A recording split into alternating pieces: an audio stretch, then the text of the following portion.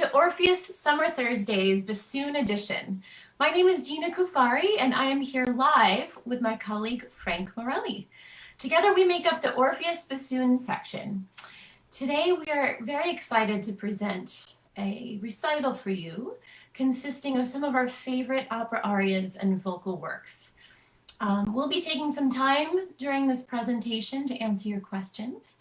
So go ahead and type those questions into the chat box below. Our first selection is a duet version of the very famous aria from the Barber of Seville, Largo al factotum. It's when Figaro first enters the stage.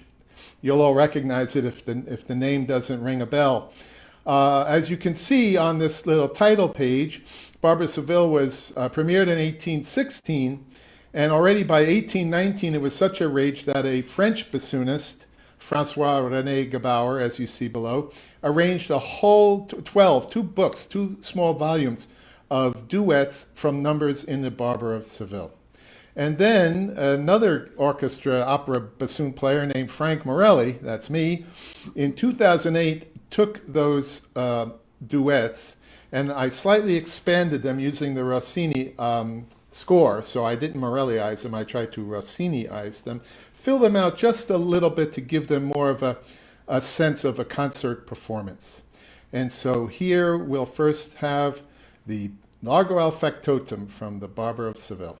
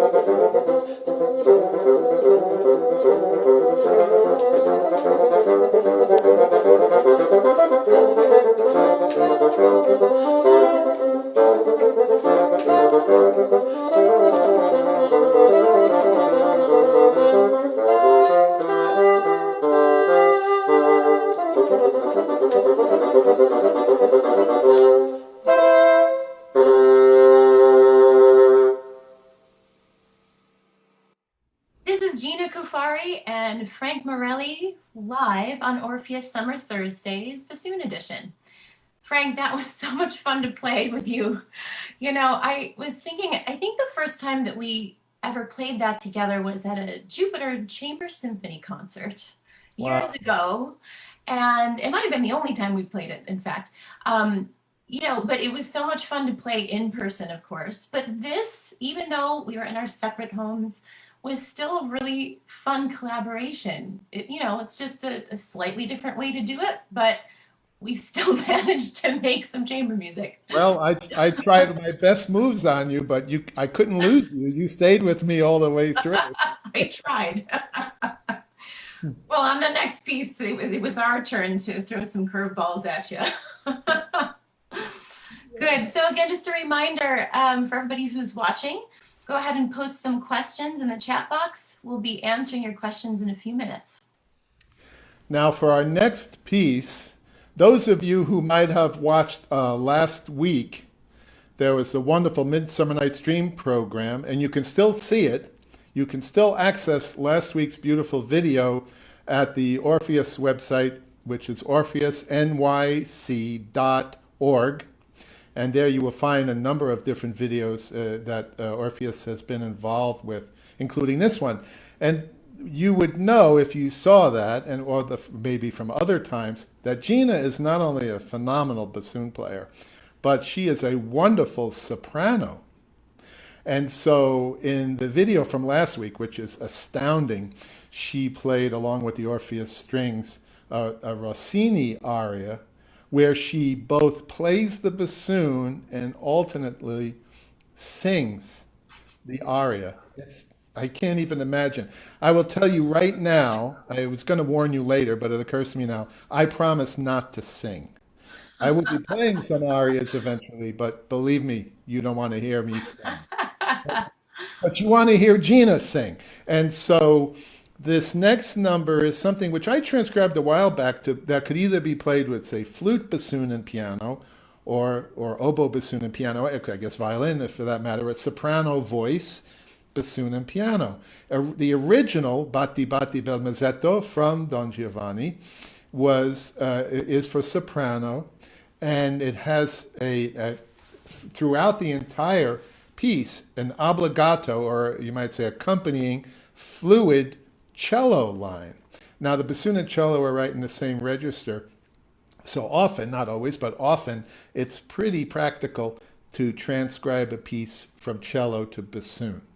So in this version, Gina's not playing the flute or the bassoon or the oboe, she is singing.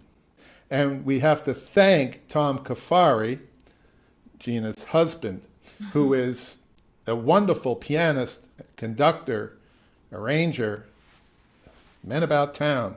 Audio engineer. Audio engineer. I was about to say, no, absolutely. Words out of my mouth. And we could not literally have prepared this presentation without his generosity to help us with many hours of work, as well as his deep knowledge of this technology. So Tom Cuffari, who you will hear actually in this one we can see him too, I think. I'm trying to remember Yeah, maybe. No, maybe it's the other one. No, you might not see Tom in this, but you'll hear his artistry on the piano. So this is Batti Batti bel Masetto with Gina singing, and I'm playing the cello part on the bassoon.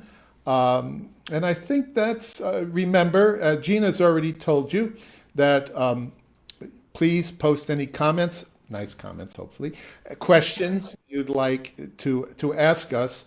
And then after this Mozart, I think we're going to take a little break and maybe take some of those questions.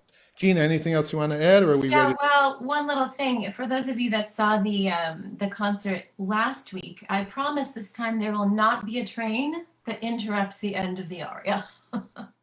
So that's two good promises.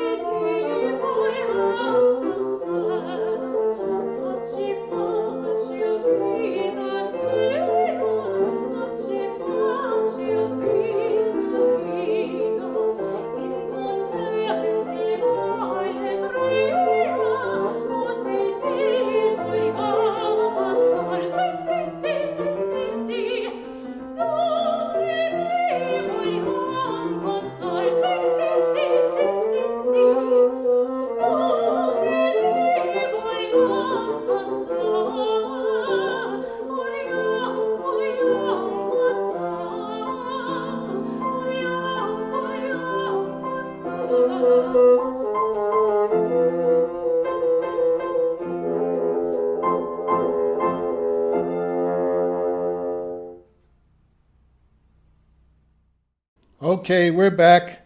I'm Frank Morelli here with my colleague Gina Cuffari. We are the Orpheus Bassoon section, and we're here with this live part of the Orpheus Summer Thursday series, and as Gina called it, the Bassoon edition.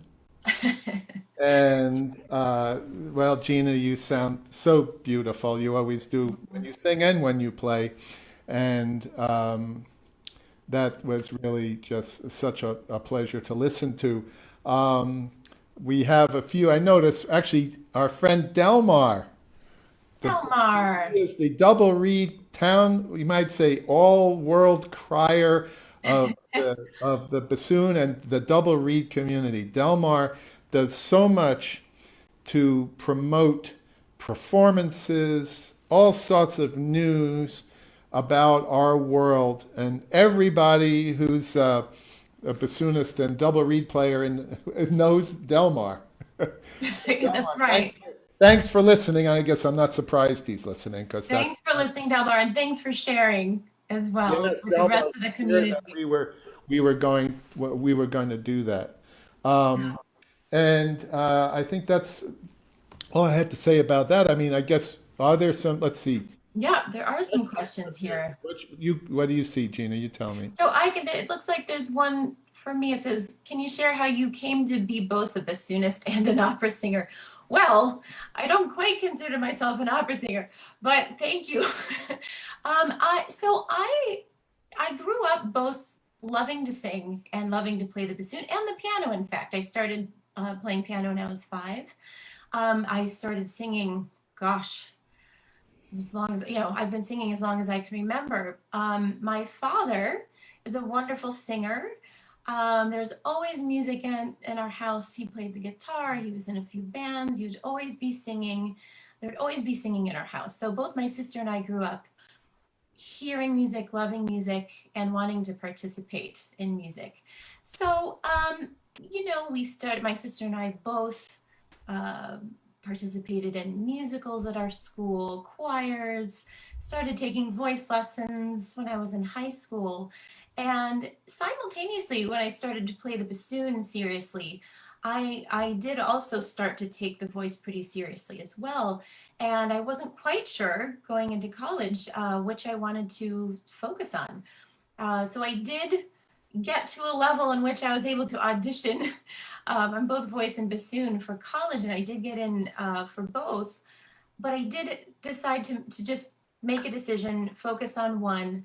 Bassoon was what I chose. I figured that, the voice is always here in my body. I can always sing whenever I would like to. And so over the years, I've continued to take some lessons, some coachings, found opportunities like this, in which I can, share my love of singing. But I certainly am not a trained opera singer. But these days I am trying to find more opportunities for myself to sing and to continue to learn and grow as a singer. In fact, Gina has um, even commissioned and is developing, as you did with the Rossini, you've developed repertoire that allows you to exploit both at once. That's correct. Yes, that's been kind of a passion project for me because I really do feel that both bassoon and singing together kind of make up my musical being. And I feel like I can't really express myself completely on one instrument or the other. And so the combination of both is a really fulfilling way to do it for me. Yeah. Well, I do not have your gift for the voice, and so I've spent a whole career in study of opera singing, of great singing, to try to develop my playing so that I'm singing through the instrument all the time. And you certainly do, but I've done that, but without the benefit of also using my voice. And in fact, there was a question I see here about breath control. Yeah. And I would say, and then I want Gina to answer, being that it's probably it's more directed to you in a practical sense than to me. But I studied with the first bassoon of the Metropolitan Opera, Stephen Maxim, and he was at the Met from before World War II into the 70s, into the time of Pavarotti. truly one of the golden ages of the Met. And he developed his own playing and then his teaching based upon the principles of great singing. And I'm fortunate that he imparted that on me. And I've made it a lifelong venture in listening and studying um, the, the approach and the sound, both physically and conceptually, about producing a sound. Um, and I think that's a lot of like Orpheus, the way we're an orchestra, but we're not a regular orchestra. It's made up of musicians who are also singers, who are members of famed string quartets or soloists in their own right, sometimes more than one of the above. Um, and so I think we're attracted to one another in a group like that Yeah. because of those pursuits, those artistic Right. pursuits that are just natural to our being because of what interests us. Right. And and uh, and I can say I'll say one thing, and then if you want to, and I know you've also done presentations on singing and bassoon playing, so Hmm. that question is relevant. I'll say one more thing and turn it over to you. Is that when I hear you play the bassoon and sing, when you pick up the bassoon again, like the next phrase, I hear the result of you just having sung. It's not much of a difference. I mean, I'm talking Yeah. detecting it. We're talking, it's not like, oh, that didn't sound good, now it sounds good. We're talking about just a certain, like the slightest change in taste or of an aroma in something or a slight in the color palette. All of a sudden, I hear you go back on the instrument, and I do hear a kind of connection to the bassoon that's slightly different than right before when you had first played just the bassoon, let's say. Yeah, no, I think that's correct. And as you were saying, I have done presentations on this before. This is a subject that, is immensely interesting for me. I have always been informed by my singing when I play the bassoon, but I wanted to delve into it a little bit further these past few years and just really understand what it was that I was physically doing when I was singing, that I could actually transfer directly to the bassoon. And so a lot of what you were just saying has to do with um, so voicing, right? Which is really about the space inside of your mouth, right? The mouth cavity, the tongue placement. We can make so many colors. We can create so much resonance just by kind of modifying the shape of our mouth. And with some other wind instruments, talk about this quite a bit, like the flute. I know this is part of the training, but I feel like bassoonists, a lot of time we don't really focus on that when we think about a sound. Of course, air support is 100% everything in singing. And I think that is actually what I transfer the most when I go back and forth between singing and playing. My air support is 100% there when I go back to the bassoon. And it's not that it wasn't there before, but it's just a little bit more solid, a little bit more ready to go. When you sing, there's no way that you can sing without having that apparatus working as effectively as possible. On the bassoon, you can kind of get away with making a vibration on the instrument without supporting perfectly. But when you do have everything working together, you can make a much more beautiful, resonant, big, beautiful sound. Well, Mr. Maxim, my teacher, the famous Mr. Maxim, who you've heard a lot about, um, he was very much into the concept of support, and he'd say, support sets you free. Without Yeah, it, you're not free and you're playing. right. And I notice the best compliment I think you can get Oh, I see. is from our friend Harry, my school buddy Harry, with whom I recorded that Rossini on a record, on the with Gil Kalish years ago. But he said Mr. Maxim would have loved Gina, Oh, thanks, Harry. and that is, from our perspective, a the top compliment. Oh, thank you so And much. and Harry's absolutely right, Yeah. and I know he would have, and he does. He's just appreciating somewhere else. So I don't know if there's another question, and if we should then segue into our next pieces, Yeah. which go very much along with this concept of singing. Well, the whole concert is basically um, the a night at the opera. Um, there are two arias we will be performing. I'll be performing them with my wife, Bethany. Gina and I both had the wisdom, prescient wisdom, to find ourselves in a pandemic lockdown with pianists. Yes. We And make that, wise choices when we decided to so make. that is coming in handy at this very moment, even more than usual. I'm in our music room here at home where Beth, that's her piano right there. And I love it when I'm elsewhere in the house and I hear the piano going. Anyway, we'll do the two arias that I'm offering together. We needn't have any talk in between them. The first is the tenor aria from the Rosenkavalier. Of course, the tenor doesn't really fit into the story of the Rosenkavalier because you have three women and a baritone. So Strauss wrote basically an ersatz Italian aria to appear in the Rosenkavalier. And we will follow that with an aria. You speak about master classes and singing master classes. Beth listens a lot to Opera 4 and the Met broadcasts, and she came across this aria from the Tote Stadt, which I remember playing at the City Opera, but I hadn't focused that much on how incredibly beautiful it is. And then she was watching to a Thomas Hampson masterclass from the Manhattan School, where he coached this aria, the Tanzlied of Pierrot. So this is something, as I said, I've spent my entire years from the time I studied with Mr. Maxim, starting with UC Bierling, through my own intensive study of the singer Fritz Wunderlich, especially, so with Bethany, my wife, you will be hearing the two arias by Strauss and Korngold now.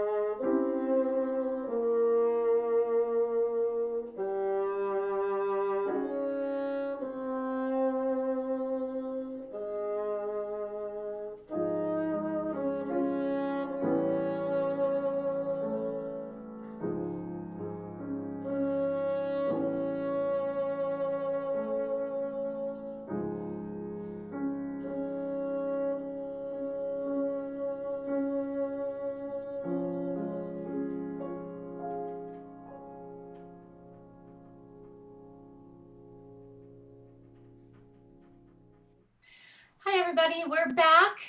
This is Gina Cuffari and Frank Morelli. We're the Orpheus Bassoon section. And somebody else is. And behind me is my husband, Tom Cuffari. Thank you, Tom. Thank you, Tom. He's our wonderful pianist, audio engineer, arranger, a man of many talents. So anyway, thanks for being here, Tom. Thanks for helping us through this. It was a lot of fun. Frank, that was just beautiful. You and Beth sound absolutely amazing. Just gorgeous arias. Thank you so much. And Yeah. thanks to my wife again. Like we said, Tom, I don't know if you heard us, that we both were very wise and learned many years ago it would be good to be isolated with a pianist in the time of the pandemic. Worked very well for both of us. Yes. All right, thank you. And he's off. We tried to get our daughter to come on camera, but she was a little too shy today. Oh well, that's okay. That's all And right. I do want to mention that she was very instrumental in helping us direct some of these videos. One of the best comments that she gave me was during the Batti. She said I needed to use my eyebrows more when I sang. So I took that to heart. Yeah, that was great advice. Good advice. I guess we should remind everybody that that's Gina Cuffari. I'm Frank Morelli. This is the Orpheus Summer Thursday series. This is Night at the Opera, the Orpheus Bassoons, who of course rule. Yeah, Anyway, of course. and feel free to be asking us some questions. And also to remember, and especially at this time, Orpheus can use your support. So at the same website where you can see the videos we've been referencing, orpheusnyc.org/donate. If you feel you can, of course, your support is greatly appreciated, but we're just happy you're here today listening to us. That's right. Okay, so should we go to some questions? Let's take a look here. Your music room is awesome, very inspirational, from Linda. That's wonderful. Yes, thank you. I never dreamed I'd live in such a pretty house, to tell you the truth. And it's a little big for Mrs. Morelli, for Beth and I. But every time, as I said earlier, when I'm walking around the house and I hear her down here playing her piano that she loves so much, or I'm down here practicing in this beautiful room, or at Christmas time when I've had like 20 bassoon students in here, we've had dinner and then we play Christmas carols, and jazz tunes and classical tunes Mhm. all together. It's a room that's already, and we've been here only 7 years, but it's had a lot of happiness, a lot of music in it. That's wonderful. Let's see. So I know who this is, from Dan. He says, do you think the range between your voice and instrument causes some uniqueness on either your singing or playing? Yeah, Wow. so that's very interesting. Yeah, I've actually thought about that, the fact that the bassoon can play so low and I am a soprano. Yeah, that creates a huge, huge spectrum. Yeah. So hopefully, in my quest to bring some new music into the world with these commissions, that perhaps we can maybe exploit that a little bit more, really use that wide range that I would have. Yeah, that's great. Good question. Let's see. What's your favorite Orpheus album? Wow. You were just telling me. Well, one of my favorites is the Trittico Botticelliano, the Botticelli triptych by Respighi. Um, and one reason being it has a really great bassoon part, but the group played really great, and it's a great sound and very much different than the usual chamber orchestra kind of sound or approach. And particularly in the second movement, which is the Adoration of the Magi, we recorded that at the time that our son, our son was quite young. He was a baby, and I was definitely feeling the euphoria of being a papa. So I'm playing this aria, I mean this movement about the baby Jesus, and in the middle it goes into this tune. I hate. Well, you'll see why you don't want me to sing, but it's ba da dee da da da da da da dee da da da. Well, I didn't realize at the time, which is surprising, that it's an Italian Christmas song, Tu scende della Oh, stella, that children often sing. And at the time, so I'm quelling, although I'm not Jewish, but I was quelling over our son, our baby son, and I'm playing this. And finally, I played it for my parents, who are not musicians. They were in the clothing business, factory workers. And when I played it for them after the record came out, my dad said, "Oh, Grandma used to sing that song. She probably sang it to you when you were a baby." So it's very possible somewhere in my mind Tushende de la Stella was already there from my own childhood, but certainly my dad recognized and identified with that tune. That's not why it makes it my favorite album, but the playing on the album by everybody is so beautiful. We've made many, many, many, many great albums, some awe-inspiring ones. I'm much older than Gina, so a lot of these, of course, are not with Gina involved. But our Schoenberg album with the two Kammer symphonies and the Verklärte Nacht, I've gotten a lot of compliments from people all over the world about how did you guys do that? And um, certainly the Bizet Symphony in C with Randy Wolfgang's beautiful playing. And I mean, we've had just so many great players over the years yeah. and continue to. Gene and I haven't had as much opportunity in the recording department. And Right. I know. I was hopefully I'll just stick thinking. around for a while so we have more chances to play together. Yeah, I was just thinking about that. I mean, I just loved, listen, I don't really, honestly, I don't really have a favorite. I loved hearing, listening to recordings growing up, and actually hearing you live. I remember hearing the group live for the first time. It was with Branford Marsalis. I think it was the first time that you collaborated with him.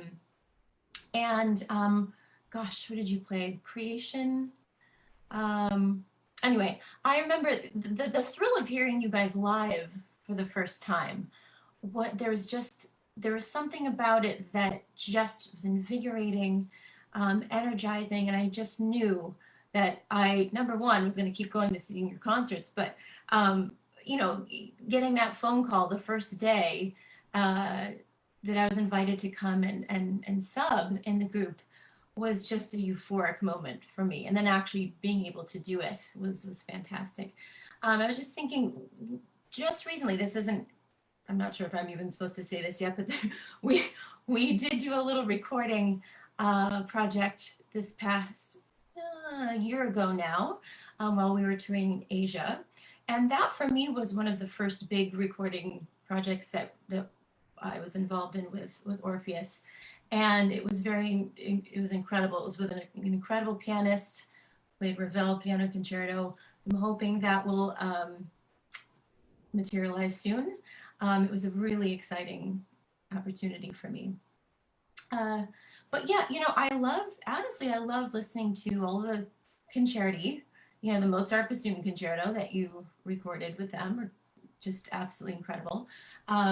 Even, some of the Haydn symphonies, I still go back to those recordings and listen. They're just wonderful. Again, infused with such energy and brilliance in every way. Haydn and Orpheus. I've said this. I've even written it, I think, in program notes that were in four program notes that were in the Carnegie program. But when I grew up as a student, and I would, most of my record collection, and I had a lot of records back in the day of records, was bassoon oriented.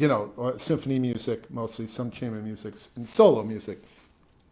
And back in the day, young lady, back in the day when Gramps here was a young man, a lot of the Haydn records tended to be played by overly large orchestras with a little bit of a lumbering sound. And so to me, Haydn was not all that exciting to play necessarily. And I remember when I first showed up at Orpheus, and it's one of our earliest records with Haydn 22 and 44 on there. And when, especially the string section, when they sat down to play these symphonies, and so many of them coming from the chamber music world, they attacked them like the great Haydn string quartets. And he wrote, like maybe more than anyone else. I don't know if Haydn holds the record, but he wrote a lot of string quartets. And string players loved them for good reason. And when the strings tore into these pieces the way they did, it gave me immediately a different appreciation, Right. a different concept Yeah. of Haydn symphony, especially the earlier ones where the bassoon parts Mhm. are more like continua. We play more in the bass line, like with cellos and basses, which is totally fun. But some education in that moment, Yeah, I bet. those Haydn records and Haydn to perform Haydn with Orpheus is really exciting and yeah, uplifting, Yeah, yeah, invigorating. absolutely. Great. So I'm wondering, maybe we should move on to Sure. the next piece. All right. So this next piece on our program is my offering. And it is I'm calling it a Carmen Fantasy mashup of sorts. I chose this piece for a variety of reasons, which I'll explain in a minute. But first, what my husband and I did is we took two already existing Carmen fantasies, both based on themes from Bizet's Carmen. And we cut them up, rearranged them, sewed them back together, and created a new arrangement for bassoon and piano. So the first fantasy we pulled from was from the great Spanish violinist and composer Pablo de Sarasate. So his fantasy is very well known, virtuosic, again, very brilliant. And luckily for us, this piece had already been adapted and arranged for bassoon and piano by one of my dear teachers from Cincinnati, Bill Winstead. Now, for those of you who know Bill, we know that we tragically lost him this past February. And part of the reason that I wanted to put together this Carmen Fantasy was to just make a small tribute to him. I wanted to play something that he had either composed or arranged on this program. So I thought this was, again, a very small gesture, but meaningful for me, and that I feel like I'm at least honoring his memory in a small way. He was, of course, very inspiring to all of us who were his students. And again, those of you that know him know that he absolutely loved opera, loved vocal music, was an incredible singer himself, had an amazing countertenor voice that he would burst into every so often. Um, Everybody should definitely check out his two opera anthologies that he created for bassoon and piano. Took a lot of the best opera arias out there, soprano, mezzo, tenor, bass, and arranged them for bassoon and piano. They're wonderful. So anyway, so the first part of this Carmen Fantasy are his arrangements of the Sarasate arrangement. And then the other fantasy we pulled from was from the French flutist and composer Francois Born. Now his Carmen Fantasy is for flute and piano, also a tour de force of a piece. And I'm surprisingly familiar with this piece because back in the day when I graduated from Manhattan School of Music and I was in New York looking for something to do, I formed a group with my two friends, a flutist and a pianist. The pianist happens to be my husband now. The flutist is my dear friend, colleague, and amazing flutist, Aaron Lesser. We started a trio, flute, bassoon, piano, and we decided to arrange a lot of our own music. So one of the things we did was we took this Carmen Fantasy and we added a bassoon part to it. And it became one of our most successful pieces. It was always kind of a show-stopping ender of a piece. So I became very familiar with it. That's not to say, though, that I actually knew how to play the flute part. We added some bassoon lines in there for me, but today I'm actually playing a lot of the flute part, which is very new for me. Lastly, I just want to say that the impetus behind this piece for me was actually hearing Frank play his Paganini variations that you posted on Facebook. I don't know when it was, a few months ago now. And for those of you that have not checked out his Facebook page, please do. Frank has posted a lot of amazing recordings over the past few months. And when you posted that, I thought to myself, okay, first of all, I need to get back into technical shape. It's a motivating factor. I said, man, I really need to step up my game. So I decided to put together this virtuosic Carmen Fantasy for all of those reasons. So please enjoy.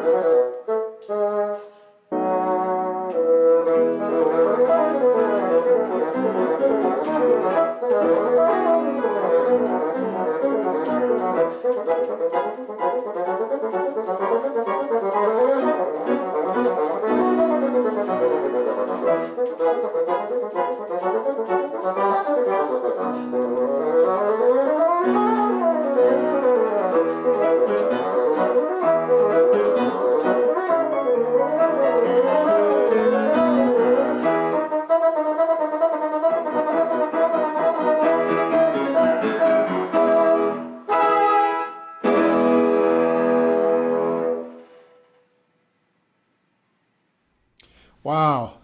I mean, I already listened to that once, but yikes. Oh, Yeah. I Well, could, okay, sorry. I go was ahead. gonna No, go say, ahead. you know the story behind this. You know, right when we started, well, when we were supposed to start recording everything for this project, Tropical Storm Isaias came through, knocked out our power for a full week. So we were able to finally get a generator after about the fifth day, and had a very limited amount of time to actually get these recordings done. So this was a little rough around the edges, but we hadn't really rehearsed. So, but we did it. We persevered. We got through it. We put it together just in Well, time. it was, it's So breathtaking to hear you play like that. It doesn't surprise me, but it's great to hear. And as one of the senior members of Orpheus, who's close to the end of the trail, I know the group is in good hands with you, Gina. no, thank you so much. That's very sweet. Well, it's Thank just you. true. It's just true. I mean, I knew that already. It's obvious, but it's wonderful when I hear you play like that with such beauty and such virtuosity and expression. I mean, everything about it. It's just phenomenal, and I'm proud to be. Well, I learned from the best. I really did. Um, Alan Kay, our dear colleague, had pointed out when I pointed out that the bassoon does rule. He's trying to say the clarinet. What about the clarinet? Let me just leave it at the bassoon rules. And Let's just leave it right there. Yeah.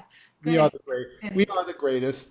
And Alex asked, one of the rewarding experiences is gained from collaborating. How was this project different, and how were you guys able to keep that magic?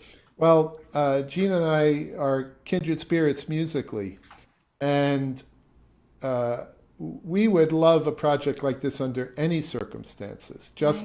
Just for the excuse to collaborate together. I mean, just Absolutely. for just the love of it.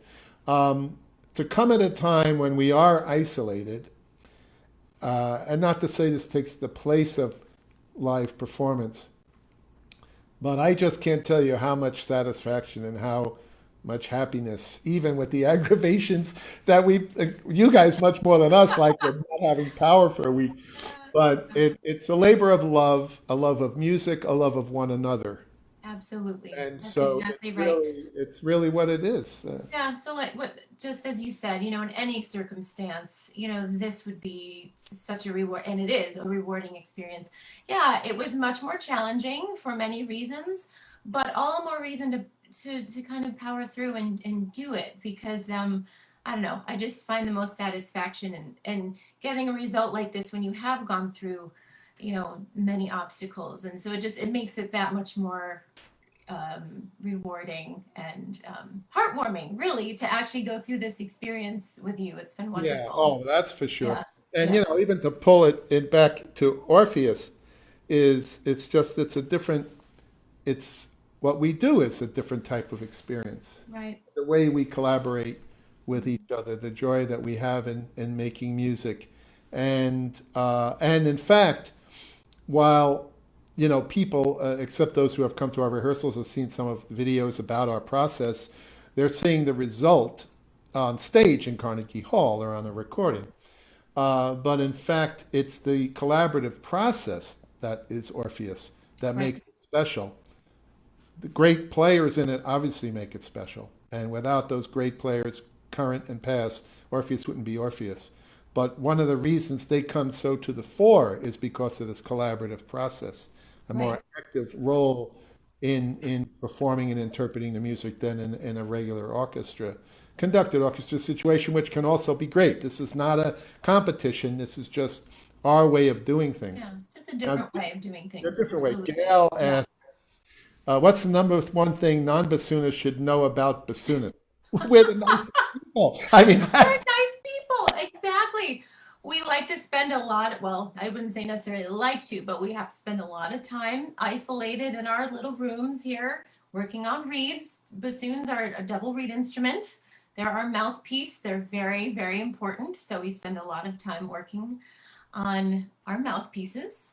Um, but yeah, we're great people. that's true. I must say so. I hate to have to admit it. And well, I'll say you're great. That's it. How about enough of me talking about you? How about me? But and then there was a very nice compliment. I've played Mozart with Gina for 15 years. How wonderful you are. I'm not sure who that was Now, from. who said that? Who said that? Who said that? Oh, from Debbie from Booker T. Debbie. Oh, yes, yes, yes. Right. Yes. Oh, Deb, thank you. That's Yeah. very sweet. And then from Alex, oh no, we already that was about collaborating, right? And the number one thing, I think we covered them all.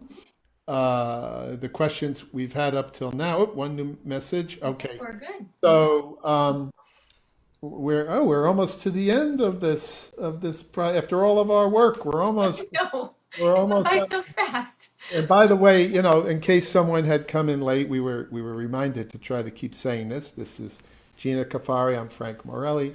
We're the Orpheus Bassoons, and this is I keep forgetting the exact name. We're back live, of course, on Orpheus, the Orpheus Orpheus Summer Summer Sundays, Thursdays. Summer Yes. Thursdays, Bassoon and edition. Bassoon Edition, the best edition. We'll just say.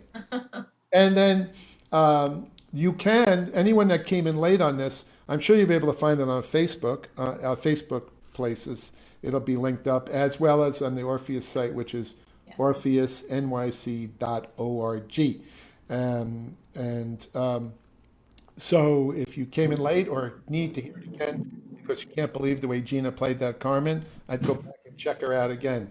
Whoop, is that the lightning? Wow, that was thunder. See, we can't get away from these storms during Yeah, this it project. came through here earlier. It's lightened up somewhat around here. So, Right.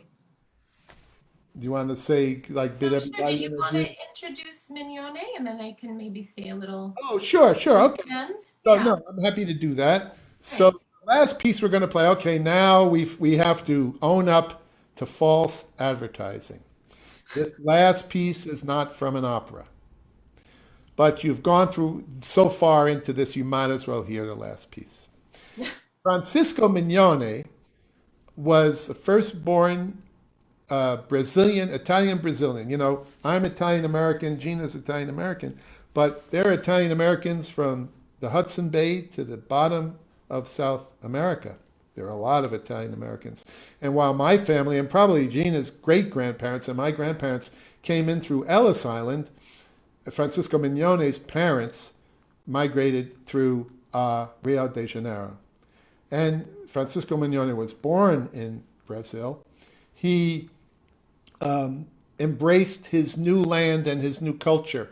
So his music, like a Moginha, which is a song, a sad song, you might say, from Brazilian popular culture, the choro culture, you might say almost like street music. He definitely embraced his homeland, which was Brazil. But in his pieces, I've recorded all 16 of his solo waltzes as well as the concertino, and I hear something Italianate in them, a singing quality, which opera certainly Italianate singing quality and opera go hand in hand. And it's such a beautiful tune. It's certainly a singing tune, the way both of us, and certainly Gina is playing it on the bassoon, that we thought we would share a non-operatic piece, but a really beautiful piece to end. You know, looking at this picture of Rio, I remember when we were in Rio de Janeiro, Orpheus, this before Gina's time, and we were playing a Jobim tune on tour as an encore. And we were after a concert, we were in this pizzeria in Rio at night, and I think her name is Nana Kaima, the famous singer. Hope I'm saying it right. Like a jazz singer, you know, a popular singer of that type from Brazil, happened to be in a restaurant, and she was recognized, and she was asked if she would sing this tune for us, not the tune we're playing for you today, but this Jobim tune, to give us, you might say, a master class in interpretation. And I still remember she stood with a drink in hand, an older lady with her hand on my shoulder, and a cappella, she started singing this tune, the Jobim tune. I don't know if it was Wave, I'm trying to remember what it was, but it was a beautiful Jobim tune. And the entire restaurant, they all knew who she was, the entire restaurant went silent. And magical, one of those magical Orpheus moments. Not too far Right. from right here, right? Not too far from the Copacabana. Although it wasn't quite that long ago, the cars when we were there were just of a slightly newer age than the ones you see in the photo. Okay, so Wonderful. this is a duet, Good. originally for two bassoons. This is not a transcription. Right. Right. Good. So this is our last offering for you today. So we just wanted to thank you again for tuning in. We love sharing our music with you today, and thank you for the interaction with the questions. These are some great questions that we had from you. So again, if you like this program, we have more Summer Thursday concerts for you on the Orpheus website. Please check it out at orpheusnyc.org. And, or if you'd like to learn more about the group itself, please go to our website. If you feel like contributing a little bit to the orchestra, you can also go to the website, orpheusnyc.org/donate. So again, thank you so much for tuning in and joining us today. Enjoy the Mignone, and please have a great weekend.